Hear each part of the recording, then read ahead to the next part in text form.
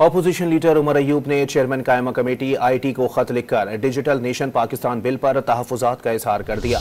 मज़ीद जानते हैं डॉन न्यूज़ के नुमाइंदे उमैद अली से। उमैद, खत में क्या मौक़िफ़ इख्तियार किया गया है?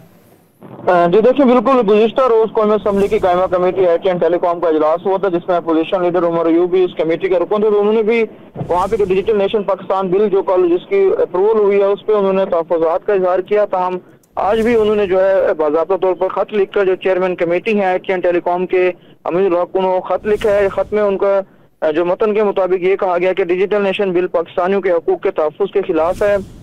65% पाकिस्तानी इस वक्त इंटरनेट से दूर हैं। खत के मतन के मुताबिक डिजिटल नेशन जो एक्ट है पाकिस्तान के आज़ाद शहरियों के लिए खतरा है। आज़ादी सहाफ़त और शहरी है की जो आज़ादी है उसके ऊपर भी ये बिल जो है बड़ा कदगन लगाया गया है। पाकिस्तान में इंटरनेट की बंदिश होती रहती है, जिससे पाकिस्तान की जो मईशत है उसको भी नुकसान हो रहा है।